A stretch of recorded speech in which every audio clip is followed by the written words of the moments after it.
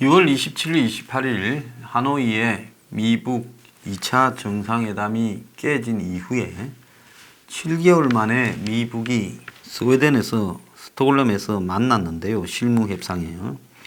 8시간 반 만에 결렬로 끝났습니다. 북한 측의 실무 협상 대표인 김명길이 미국이 빈손으로 왔다고 미국을 비난하는 성명을 발표했고요. 미국 국무부 대변인은 미국이 창의적인 아이디어를 갖고 갔다고 이렇게 반박을 했습니다. 자, 미국은 지난달 실무협상팀도 한국도 아닌 제3의 채널을 통해 북한의 미국이 북핵 협상에서 유연하게 대응할 거다 이렇게 말을 했고, 그때 이제 직전에 볼턴을 쫓아냈죠. 자, 트럼프가 리비아 방식이 우리를 지연시켰다. 어쩌면 새로운 방식으로 할 수 있겠다. 자, 이렇게 말을 했고, 미국이 전달한 메시지 중에는 한시적 부분적 제재 유예 같은 방안이 들어 있었는데, 영변 핵시설하고 거기에 이제 우라늄 농축 같은 알파만 더하면 미국이 북한의 수출 품목 1, 2위인 석탄과 섬유를 3년간 이렇게 한시적으로 수출 제재를 보류해 주겠다. 이렇게 말을 했습니다. 자, 그런데 김명길이는 이걸 뒤집는 기자회견에서 미국이 유연한 해결책을 시사해서 와봤더만은 아무것도 안 들고 와서 우리를 실망시켰다 하면서 미국의 이런 새로운 방식, 한시적 제재 유예를 거듭 차버렸습니다. 그런데 북한이 미국의 더 큰 유연성이라는 이 말에 대해 more flexibility라는 말에 대해 북한의 기대가 너무 높았던지 아니면 오해를 했던 것 같은데요. 자, 그래서 미국은 너네들이 이제 이 핵 개발 부분에서 구체적으로 단계적으로 일부를 빼면 우리는 너네들에 대한 제재를 해주겠다는데, 북한은 자신들이 핵실험을 안 하고 ICBM을 안 쏘는 것을 우리가 너네한테 준 선물인데, 그런데 너네들이 지금 우리한테는 뭔 선물을 줬냐? 돼야 하는 것밖에 더 있냐? 그러니까 우리가 이렇게 해주는 것만으로도 너네들이 우리한테 그런 제재 완화를 해주는 것은 당연한 거고, 영변 플러스 알파를 행하려면 전면 제재 해제 내지 또 더 나아가서 평화협정, 연락사무소 개소, 종전선언 이런 것까지 가야 된다. 이런 이야기를 하는 거죠. 그러니까 미국하고 북한하고의 디테일한 부분에서 기대가 완전히 달랐고, 그래서 김명길이가 협상을 마치고 스웨덴 북한 대사관으로 돌아와서 잠시 기다리라 해놓고는 곧바로 5분 후에 미리 출력해 놓은 문건을 읽었다는 거예요. 자, 북한 측은 회담 결렬될 때 대비해서 미리 성명을 작성해 놨다는 겁니다.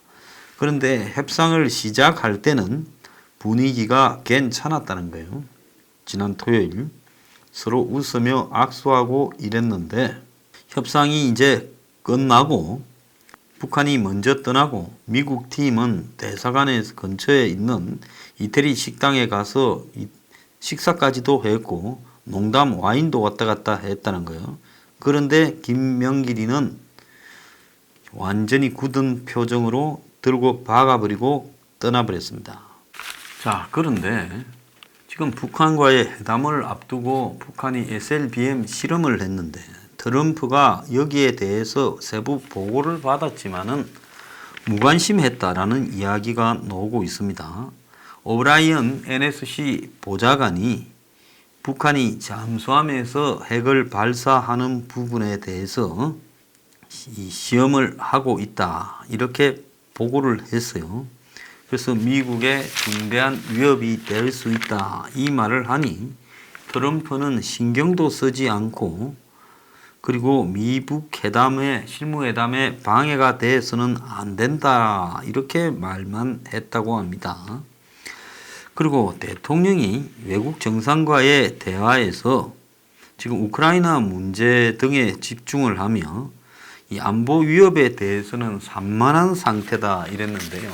제가 오늘 이 회담이 끝나고 난 이후에 미국의 반응을 그쪽에 좀 들어봤습니다. 그러니까 그쪽에서 뭐라 하는가 하면 이렇게 말을 하고 있어요. 트럼프가 지금 자기 앞에 우크라이나 스캔들 문제로 정신이 없다.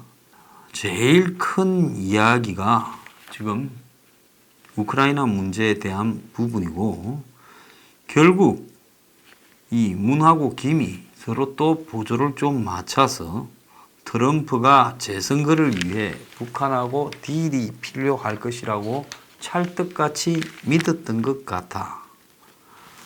그런데 트럼프는 지금 최대 관심사가 NSC에서 누가 내부 고발을 했느냐.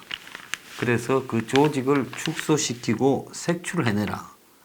그리고 또 미국의 또 에너지 장관 등에서 트러블이 생기고 있는 부분 등에 지금 우크라이나 사태와 더불어서 관심이 집중되어 있고 이 문제에 대해서는 별 관심이 없다.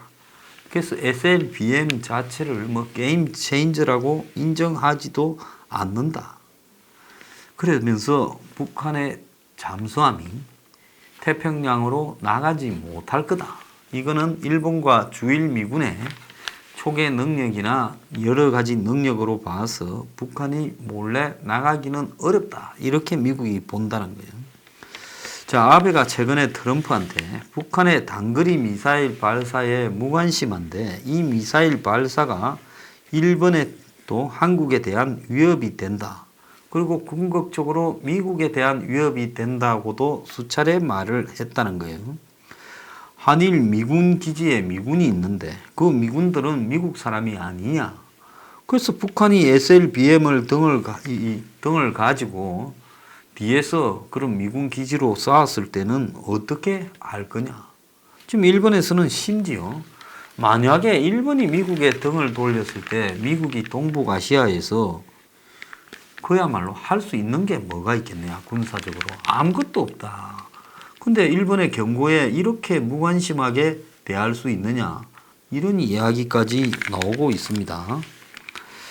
자, 그래서 지금 문, 김이 둘이 트럼프가 가장 약해졌을 때니까 이번에 또 밀어붙이면 트럼프가 뭘 해줄 거다라고 보고 뜯어내려다가 실망을 지금 한 상태다.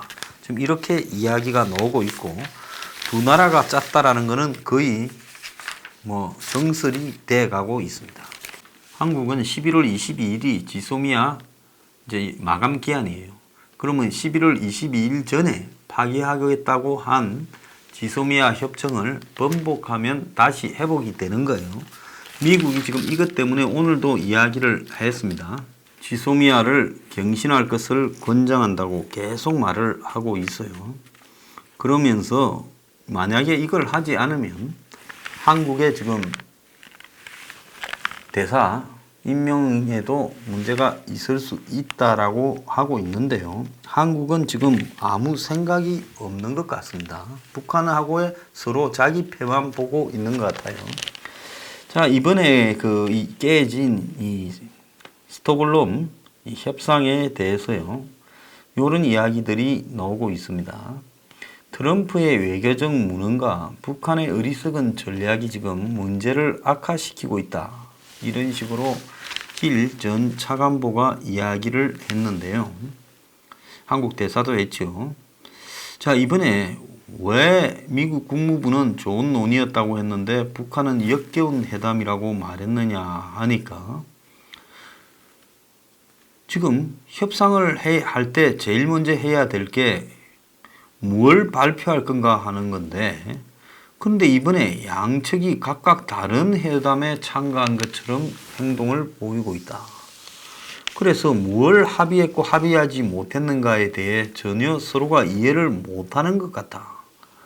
그래서 앞으로도 전망이 매우 비관스럽다. 이렇게 이야기를 하고 미국이 창의적인 걸 들고 들어갔다 이렇게 말을 했는데 비밀리에 하는 거는 이해를 하지만은 어떤 가능성을 가지고 협상하려 했느냐 이런 부분들에 대해서 좀 언론에 보도도 돼야 되는데 아무도 그걸 이해를 못하고 있는 것 같아. 그래서 제재를 일부 이제 유예하는 석탄 섬유 이야기일 건가 이렇게 추측이 되고 있을 뿐이다. 자, 이렇게 말을 했고요. 북한이 미국의 변화가 좀 있을 거라고 너무 기대한 게 아니냐니. 미국은 내년 선거 때까지 북한 문제를 조용히 끌고 갈라 했는데 이번에 회담 마무리되는 형태를 보면 조용히 끝나가는 게 아니라 매우 시끄럽게 끝나라서 이게 참 의아스럽다 이렇게 말을 했습니다. 미국은 2주 뒤에 협상을 하자 하고 북한은 2주 안에 미국의 계산이 바뀔 리가 없다고 거부해버렸습니다. 전혀 진지하게 회담을 하지 않는 마당에 뭔 진전이 생길 거라고 기대하는 게 어렵다고 보고 추가 회담 일정이니 하는 게 별 의미가 없다라고 이렇게 보고 있다. 이렇게 말을 하는 것 같고 절차도 목표도 다 실종돼 버렸고 미국에도 지금 회담에 임하는 사람들이 제대로 회담을 하는 방법도 모르는 것 같다. 그러면서 자 북한은 선 비핵화는 말 앞에 수레를 놓는 격이다 이래 말을 하고 안전 보장을 미국에만 요구하며 처음으로 돌아가 버렸습니다. 자 2주 뒤에 만나자 했지만은 만날 가능성도 제가 볼 때 별로 없어졌습니다. 자 트럼프 밑에서 국무부 관료들 중에 노예한 사람을 다 빼버렸고요. 백악관에 지금 NSC에도 지금 급이 굉장히 낮아졌습니다.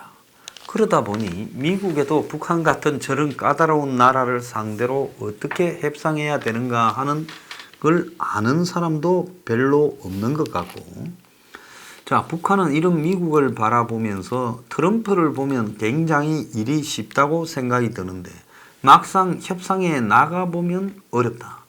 그래서 과거에는 볼턴 때문에 그렇다 해서 볼턴 쫓아냈으니까 또 잘 되겠다고 나왔는데 또 안 됐어요. 그러니까 북한이 계속 협상이 안 되는 걸 보며 저 트럼프라는 사람의 말을 이제 어떻게 해석해야 되냐. 도대체 누가 안 되게 만드는 것이냐라는 부분을 북한 스스로도 이제 예측도 못하는 상황이 벌어져 버렸다는 겁니다. 북한은 이번에 아마 상당한 양보를 미국이 할 거라고 보고 협상이 될 거라고 생각하고 나왔을 건데 김정은 입장에서는 괜히 속만 보였다, 스타일 구겼다고 기분이 나빠졌을 거고요.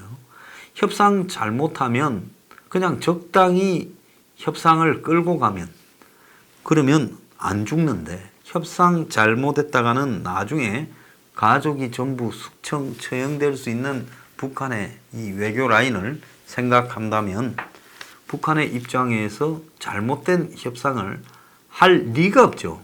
그러니까 실무협상에 넣은 사람들도 전부 김정은이가 등 위에 올라타고 나왔다고 봐야 되는 거야.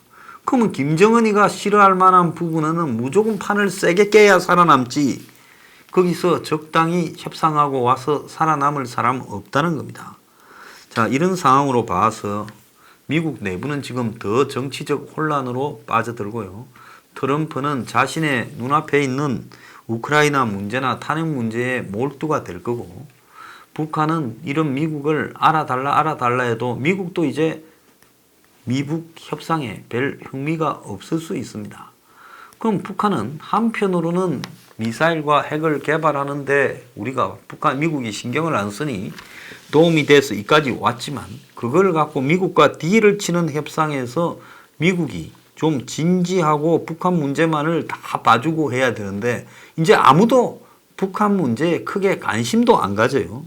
자, 이런 상황에서 북한이 협상을 하려면 그 전에 뭘 해야 되겠습니까? 관심을 가져달라고 판을 깨야 되죠. 그래서 북한에 조만간에 도발이 나올 건데 북한의 도발이 어떻게 나올 거냐? 자, 결국은 북한은 잠수함 기지 앞에 가림막을 해놨는데 곧 잠수함을 진수시켜서 3,000톤급 그 세 척이 동시에 진수돼야 의미가 있겠죠. 그 잠수함에서 실제로 SLBM을 발사하거나 아니면 ICBM을 발사하거나 아니면 북한의 재래식 미사일, 즉 핵탄두를 실지 않은 이스칸데르 같은 미사일이 지금 한국 서해에 섬을 때리든가 이런 부분에 도발이 북한에서 지금 나타나서 전 세계적인 관심을 촉구하기 위한 경고를 할 거라고 보고 있습니다.